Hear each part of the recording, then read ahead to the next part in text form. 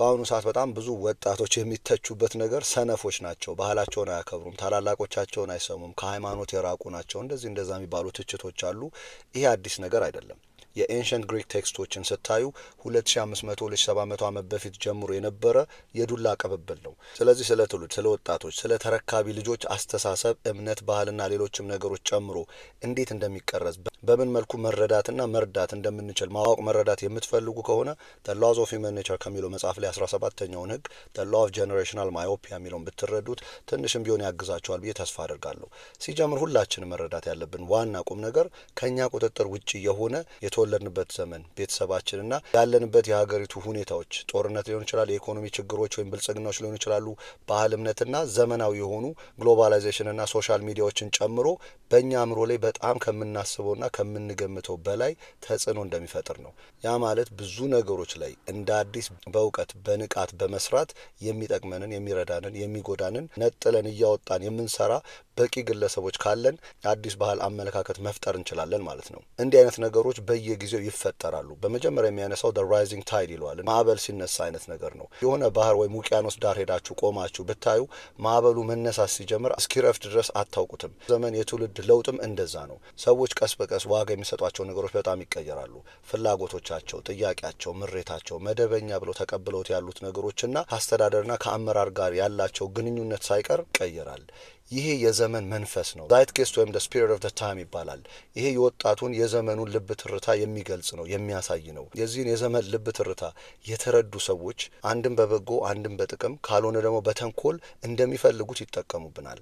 ለዛ ነው ቢዝነሶች ዘንድሮ በሚባሉ ነገሮች ላይ በደንብ የሚነግዱብን። ሙዚቃና ተጽዕኖ ፈጣሪ በሚል ስም ወይ ይጠቅሙናል ወይም ደግሞ ይጠቀሙብናል። ይህ ነገር ከሀገር ውስጥም ከሀገር ውጭም እንደሆነ ማወቅና መረዳት እንችላለን ብዬ ገምታለሁ። ጥሎ ደግሞ ስለ ጄኔሬሽናል ፌኖሜና ማወቅ መረዳት አለባችሁ። ሁላችንም ልጆች እያለን አይምሯችን ንጹህ ወረቀት ማለት ነው። ብዙ ነገሮችን ከወላጅ፣ ከአካባቢ፣ ከአስተማሪዎች እስከ ሀገርና ማህበረሰብ ያሉ ነገሮችን ያለምንም ጥያቄ ዝም ብለን እንወርሳለን።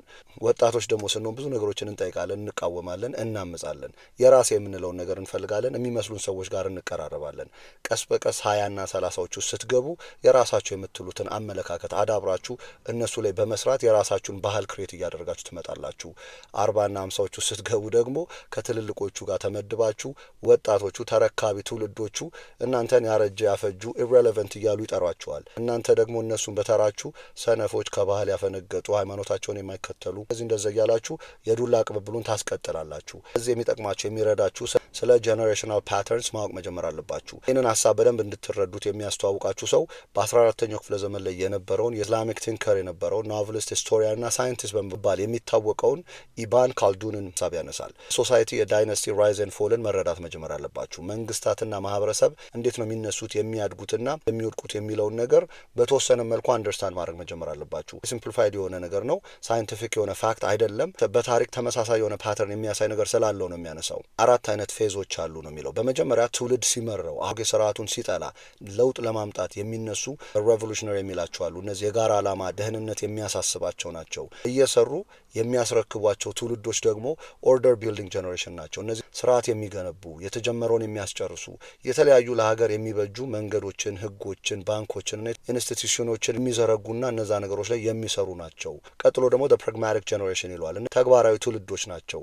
ማህበራዊ ችግሮችን የሚፈቱ የተለያዩ ግላዊ መብቶች ላይ የሚያተኩሩ የኑሮ ምቾት ላይ የሚሰሩ የግል ስኬትና ህይወታቸው ላይ በብዛት የሚያውሉ ሰዎች ሲሆኑ በመጨረሻ ደግሞ ወደ ሲኒካል ወይም ዲክላይኒንግ ጀነሬሽን ይለዋል። ይሄ ደግሞ የሚያሽቆለቁለው ትውልድ ነው። ከላይ ካሉት ጀነሬሽኖች ጋር ምንም አይነት ግንኙነትና ትስስር የሌላቸው ለዚህ ቦታ መድረስ ምን ያህል መስዋዕት እንደተከፈለ የማያውቁና የማይረዱ ትውልዶች ናቸው። ከስራ ላይ ብዙ እየራቁ በምቾት ላይ ብቻ ሆነው ከስራ ሲሸሹና ሲርቁ ወደ ውድቀት ሲከታቸው መልሶ ወደ ሬቮሉሽነሪ ትውልዶች ይነሱና ይሄ ሳይክል እንደገና ይጀመራል። ስለዚህ በደመ ነፍስ ያለንበትን ዘመን ትውልድና ባህል የወረስነውን ይዘን መኖር ይዞት የሚመጣውን ችግሮች ከግለሰብ አልፎ ማህበረሰብ ድረስ እንዴት እንደሆነ እዚህ መረዳት ትችላላችሁ።